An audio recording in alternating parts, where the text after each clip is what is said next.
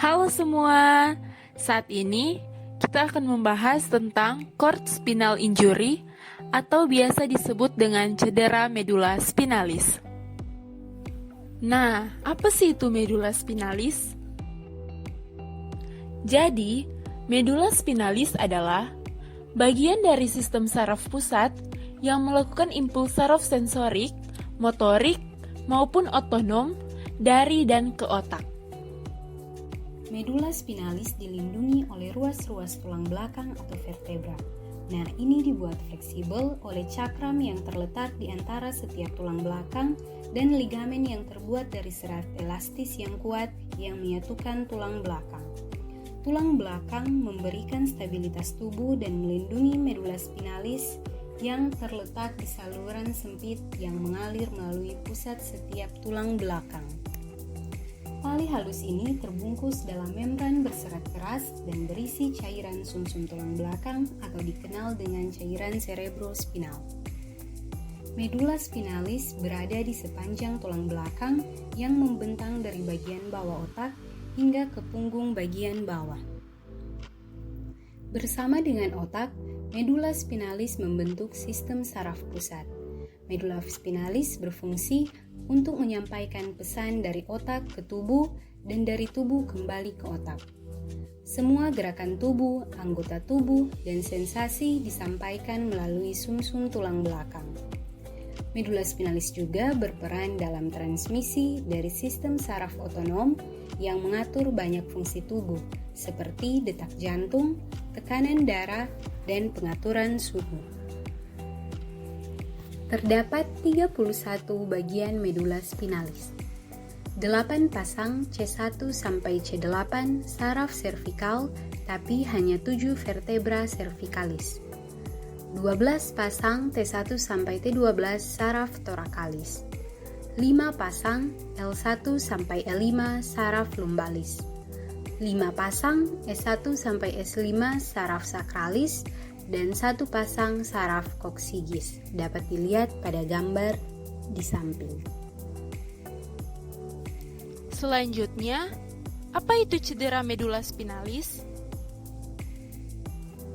Cedera medula spinalis merupakan trauma pada tulang belakang yang menyebabkan lesi medula spinalis sehingga terjadi gangguan neurologik tergantung letak kerusakan saraf spinalis dan jaringan saraf yang rusak. Selanjutnya, etiologi dari spinal cord injury.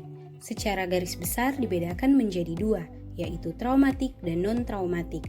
Traumatik meliputi kecelakaan lalu lintas, jatuh dari ketinggian, kekerasan, olahraga, trauma tumpul, dan trauma tajam. Untuk non-traumatik meliputi tumor dan kanker, kuman TB, degeneratif servikal, myelopati. Jika dilihat dari diagram, kasus traumatik memiliki tingkat kejadian yang lebih banyak dibandingkan dengan kasus non-traumatik. Selanjutnya, klasifikasi cedera medula spinalis. Klasifikasi cedera medula spinalis terbagi menjadi 5 tingkat, yaitu tingkat A sampai dengan tingkat E. Untuk tingkat A bertipe komplit, di mana tidak ada fungsi motorik dan sensorik sampai S4 dan S5. Tingkat B bertipe inkomplit, di mana fungsi sensorik masih baik, tapi motorik terganggu sampai segmen sakral S4 dan S5. Tingkat C bertipe inkomplit, di mana fungsi motorik terganggu di bawah level tapi otot-otot motorik utama masih mempunyai kekuatan kurang dari 3. Tingkat D bertipe inkomplit, di mana fungsi motorik terganggu di bawah level, kekuatan otot motorik utama lebih dari 3. Tingkat E bertipe normal, di mana fungsi motorik dan sensorik normal. Tanda dan gejala dari cedera medula spinalis yaitu kelemahan otot, kehilangan kemampuan mengendalikan gerak, kesulitan bernafas, hilang fungsi sensorik, kehilangan kontrol BAB atau BAK, serta shock neurogenik. Tanda dan gejala dari cedera medula spinalis yaitu kelemahan otot, kehilangan kemampuan mengendalikan gerak, kesulitan bernafas, hilang fungsi sensorik, kehilangan kontrol BAB atau BAK, serta shock neurogenik.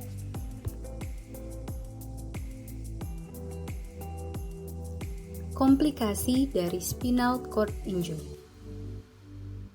Shock neurogenik. Kondisi ini mengakibatkan kehilangan tonus vasomotor dan kehilangan persarafan simpatis pada jantung, sehingga menyebabkan vasodilatasi pembuluh darah visceral serta ekstremitas bawah, maka terjadi penumpukan darah dan konsekuensinya terjadi hipotensi. Shock spinal. Shock spinal adalah keadaan flasid dan hilangnya refleks terlihat setelah terjadinya cedera medula spinalis. Hipoventilasi. Hal ini disebabkan karena paralisis otot interkostal yang merupakan hasil dari cedera yang mengenai medula spinalis bagian di daerah servikal bawah atau torakal atas.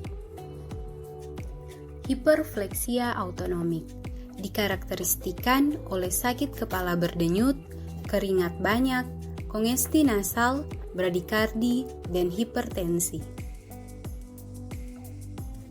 Apa saja pemeriksaan penunjang pada cedera medula spinalis?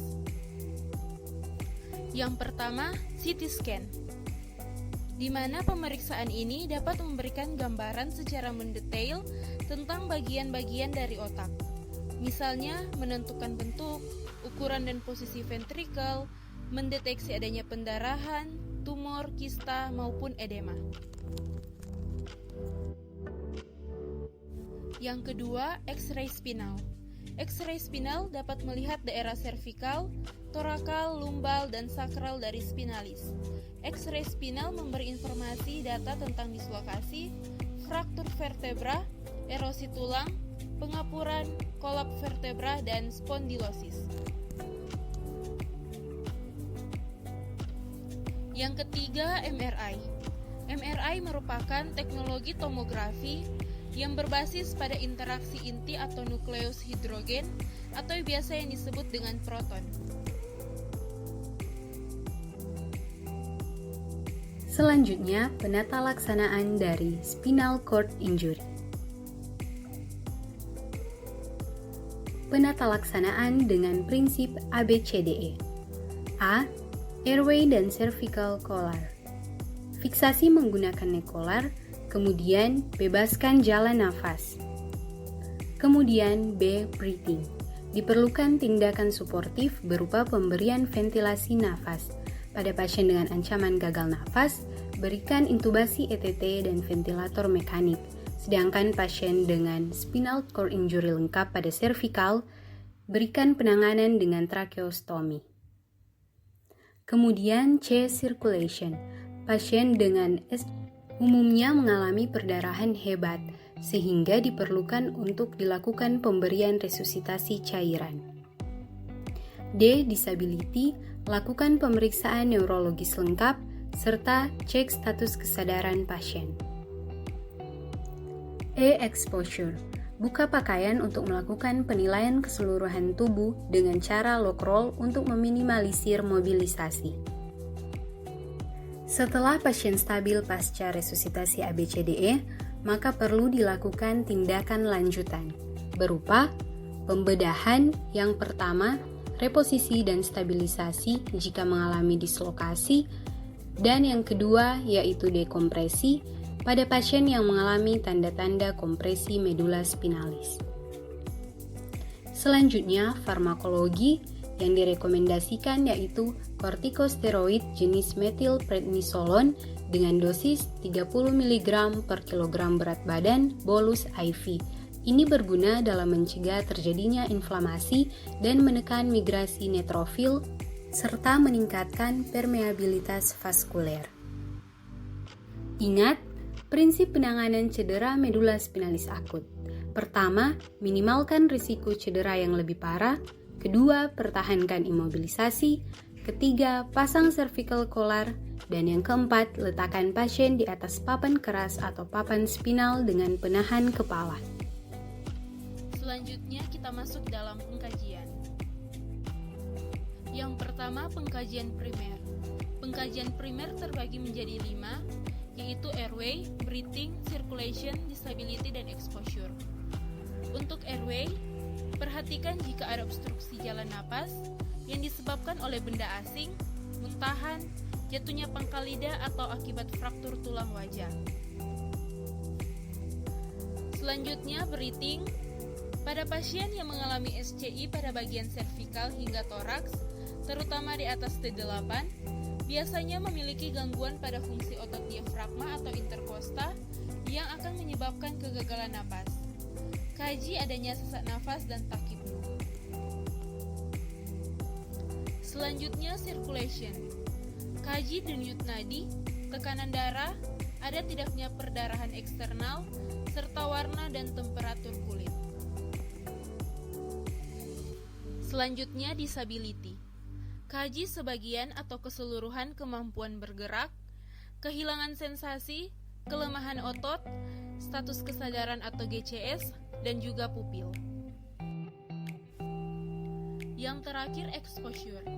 Kaji keseluruhan tubuh klien dengan tetap meminimalisir mobilisasi dengan cara lock roll. Pengkajian sekunder menggunakan metode sampel. S. Keluhan yang dirasakan sekarang seperti nyeri, kelemahan, dan kelumpuhan ekstremitas. A. Alergi makanan atau obat-obatan. M. Obat-obatan yang dikonsumsi atau digunakan. P. Riwayat penyakit dan pembedahan yang dilakukan. L. Asupan makanan terakhir. E. Peristiwa yang menyebabkan penyakit atau cedera, misalnya kecelakaan lalu lintas, jatuh, dan non-traumatik. Selanjutnya, pengkajian fisik. Kaji keadaan umum, sadar atau tidak sadarnya pasien, ukur tanda-tanda vital. Selanjutnya di sistem pernafasan, kaji adanya batuk, sesak nafas, retraksi interkostal, penggunaan otot bantu nafas, suara nafas tambahan, dan obstruksi jalan nafas. Sistem kardiovaskuler, kaji tekanan darah menurun, bradikardi, berdebar-debar, pusing saat melakukan perubahan posisi, dingin, dan pucat. Sistem persarafan, kaji tingkat kesadaran, tingkah laku, gaya bicara, ekspresi wajah, kaji 12 saraf kranial, pemeriksaan refleks, pemeriksaan sensorik dan motorik meliputi ada tidak adanya sensasi dan pergerakan. Sistem perkemihan, kaji keadaan urin meliputi warna dan jumlah urin, adanya inkontinensia urin. Sistem pencernaan, kaji hilangnya bising usus, kembung, tidak ada defekasi, ileus paralitik, dan disfagia. Kemudian, sistem muskuloskeletal. Kaji kekuatan otot biasanya menurun, adanya fraktur atau dislokasi akibat trauma yang terjadi.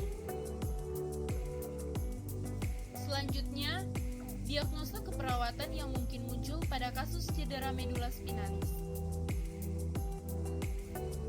Diagnosa yang mungkin muncul yang pertama, bersihan jalan nafas tidak efektif berhubungan dengan disfungsi neuromuskular, ditandai dengan tidak mampu batuk dan sputum berlebih. Yang kedua, pola nafas tidak efektif berhubungan dengan cedera medula spinalis, ditandai dengan pola napas abnormal, penggunaan otot bantu napas. Yang ketiga, gangguan ventilasi spontan berhubungan dengan kelelahan otot pernafasan, ditandai dengan penggunaan otot bantu napas meningkat, SaO2 menurun.